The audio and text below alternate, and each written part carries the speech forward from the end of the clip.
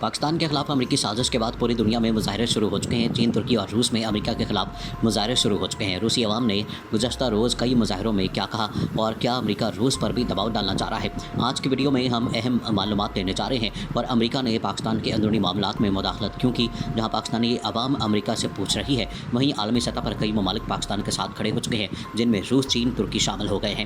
عمران خان کے موقف کی تائید کی جا رہی ہے اور امریکہ بہادر کو سخت سوالات کا سامنا ہے، جس کی ایک وجہ یہ ہے کہ ڈونلڈ لو نے بھارتی دورے کے دوران پاکستان کے الزامات کی تردید کے بجائے اس معاملے کو باریک بینی سے دیکھنے کی بات کی، جبکہ پینٹاگون نے کہا کہ ہم پاکستان کے سیاسی معاملات میں دخل اندازی نہیں کر رہے۔ اس سے یہ اندازہ تو ہو گیا ہے کہ امریکہ کی پالیسی دوہری ہے۔ ایک طرف وہ بیان دیتا ہے کہ وہ اس میں شامل نہیں تو اور دوسری طرف کہتا ہے کہ ہم اس معاملے کو دیکھ رہے ہیں۔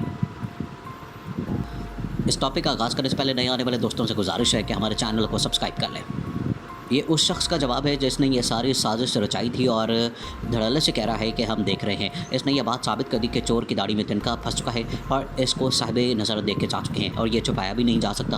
بات اگر پاکستان کی ہوتی تو یہ معاملہ شاید کہیں دب جاتا، لیکن اب یہ دنیا بھر میں پتہ چل چکا ہے کہ یہ سب امریکہ کی جانب سے کیا جا رہا ہے اور اب روس بھی میدان میں آ گیا ہے اور روس نے واضح طور پر کہا ہے کہ امریکہ پاکستان کے سیاسی معاملات میں دخل اندازی کر رہا ہے۔ ترکی نے بھی بیان دیا ہے کہ وہ امریکہ پاکستان کے معاملات میں بے جا دخل اندازی کر رہا ہے۔ امریکہ دوسرے ممالک کے معاملات میں دخل اندازی کرتا رہا، پاکستان کے معاملے میں بھی ایسا ہی ہے۔ اگر ایسا ہے تو UN کو چاہیے کہ امریکہ کے بے لگام گھوڑے کو لگام ڈالے۔ پاکستان کے معاملات میں امریکی مداخلت کوئی نئی چیز نہیں ہے۔ پاکستان بننے کے بعد اس وقت کے وزیر خزانہ اور سکندر مرزا نے پاکستان کی تمام پالیسیوں کو امریکہ کی خواہشات کے تابع کرنے کی کوشش کی تھی۔ خود پاکستان کو روس کو مجوزہ دورہ منسوخ کر کے امریکہ کا دورہ کروانے والے یہی تھے۔ لیاقت علی خان جلد سمجھ گئے تھے کہ امریکہ اپنے مقاصد کے لیے پاکستان کو استعمال کرنا چاہتا ہے اور اسی لیے جب لیاقت علی خان نے پاکستان کی خارجہ پالیسی تبدیل کرنا چاہی اور روس کے ساتھ ڈپلومیسی شروع کی تو پھر لیاقت علی خان کو راولپنڈی میں سرعام شہید کروا دیا گیا۔ بعد میں دوسرے رہنما ایوب خان امریکہ کی غلامی کرتے رہے۔ بوڈویر کے امریکی اڈے بھی ایوب خان نے دیے تھے، جنہوں نے 10 سالہ لیز پر دیا گیا۔ امریکہ یہاں سے روس کی جاسوسی کرتا تھا۔ ایوب خان کے اس اقدام نے پاکستان کے دریا مر میں جگہ سائی کروائی۔ بوڈویر کے 10 سے زیادہ اڈے دیے گئے مگر وہ اپنے ایجنٹ بنا چکا تھا۔ مشرقی پاکستان کی علیحدگی بھی امریکہ کی وجہ سے ہوئی تھی اور مجیب الرحمان سے امریکی لیڈروں کی ملاقاتیں ہوتی رہیں۔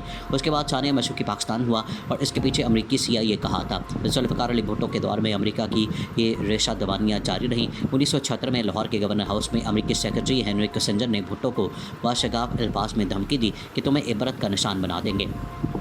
ہنری کسنجر نے بھٹو کو کہا تھا کہ تم ایٹمی پروگرام سے پیچھے ہٹ جاؤ ورنہ ہم عبرت کا نشان بنا دیں گے، خوفناک مثال بنا دیں گے۔ فرانس سے بھٹو نے ایٹمی پروسیسنگ پلانٹ کا معاہدہ کیا جو امریکہ کو کھٹکتا تھا۔ ایک سال بعد انتخابات میں جس طرح دھاندلی ہوئی اور جس طرح شور پیٹا گیا اور اپوزیشن جماعتوں کو ملنے والے امریکی ڈالروں کے بعد صورتحال یہ ہوئی کہ ملک بھر میں انارکی پھیل گئی، جس کے بعد جنرل ضیاء نے بھٹو کو تختہ الٹ دیا اور کرسی پر بیٹھ گئے۔ اس کے بعد بھٹو کو نہ صرف اقتدار سے الگ کیا گیا بلکہ پھانسی پر لٹکا دیا گیا۔ بھٹو کے خلاف جاری احتجاجی تحریک کے دوران امریکی صدر جمی کارٹر کے سیکرٹری اسٹیٹ تھے۔ اس وقت انہوں نے بھٹو کو ایک خط لکھا اور وہ خط لے کر بھٹو راجہ بازار گئے اور عوام کو بتایا کہ امریکی ایٹمی پروگرام کو لے کر مجھے دھمکی امیز خط لکھا گیا ہے۔ پھر چند دنوں بعد بھٹو کی حکومت ختم کر دی گئی اور مارشل لاء لگا دیا گیا۔ جنرل ضیاء کے دور میں تو ہم نے امریکی پالیسیوں پر عمل کیا اور پرائی جنگ میں حصہ لیا، جس کے مضمرات آج تک دکھائی دے رہے ہیں۔ جنرل ایوب سے لے کر اب تک پاکستان امریکی سازشوں میں گرا رہا۔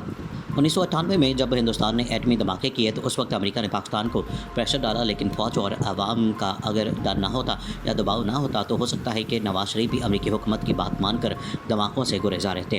اس دوران کارگل کی جنگ کے دوران جو قومی غیرت بیچی گئی اس کے پیچھے بھی امریکہ ہی تھا۔ جنرل مشرف کے دور میں 9/11 ہوا اور پاکستان نے امریکی خواہشات کو بھرم رکھتے ہوئے پاکستان کا خون کروا دیا۔ کہا گیا کہ امریکہ نے کہا تھا کہ ہمارا ساتھ دو ورنہ غاروں کے دور میں جانے کے لیے تیار ہو۔ عمران خان کا 3 سالہ دور انتہائی نازک دور تھا جس میں حکومت کو پاکستانی عوام نے انتہائی بے بس پایا۔ پاکستانی عوام نے پہلی مرتبہ سابق وزیر اعظم نواز شریف اور ان کی بیٹی کی زبان سے پاک فوج کے جنرلوں کے خلاف بدترین زبان بھی سنے اور عوام کو پاک فوج کے خلاف بغاوت کی حد تک اکساتے رہے۔ یہ عمل نہایت ہی خوفناک تھا اور ملک کی سالمیت اور خود مختاری پر کھلم کھلا حملہ تھا اور عوام پریشان تھی اور یہ ملک دشمن جو پچھلے سالوں سے ملک لوٹتے رہے ان کی باغیانہ سرگرمیوں پر ان کو کوئی پکڑتا نہیں تھا، لیکن بیرونی طاقتوں کو معلوم ہو چکا تھا کہ عمران خان ان کے ایجنڈے کی تکمیل میں رکاوٹ ہے اور اسی دوران عمران خان نے روس کا دورہ کرنے کی ٹھان لی، لیکن 7 مارچ کو ایک لیٹر لکھا گیا جس میں وزیر اعظم پاکستان اور ریاست پاکستان کو سنگین نتائج کی دھمکیاں دی گئیں۔ इस लेटर के अगले ही दिन वो सब कुछ हो गया जिसका जिक्र उस धमकी अमेज़ ख़त में किया गया था। वज़ीर-ए-आज़म के खिलाफ अदम एतमाद की तहरीक बिल्कुल वैसे ही लाएगी जैसे उस खत में लिखा गया था। नेशनल सिक्योरिटी कमेटी और पार्लियामेंट की सिक्योरिटी कमेटी भी उस खत को देखकर और पढ़ चुकी थी और इसके बाद पाकिस्तान की तारीख में पहली बार ऐसा हुआ कि अमरीकी नाज़िमुल उमूर को दफ्तर ख़ारजा बुलवा कर डिमाश किया गया।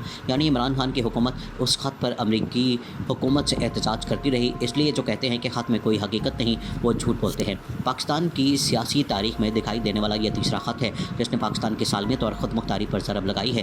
पहला भुट्टो वाला, दूसरा आसिफ अली जरदारी मेमो गेट और तीसरा हालिया पुरअसरार ख़त जो बहुत संगीन है। और इसके बाद मुल्क में मौजूदा वो तमाम सियासी क़यादत अमरीकी आलाकार बन गई है।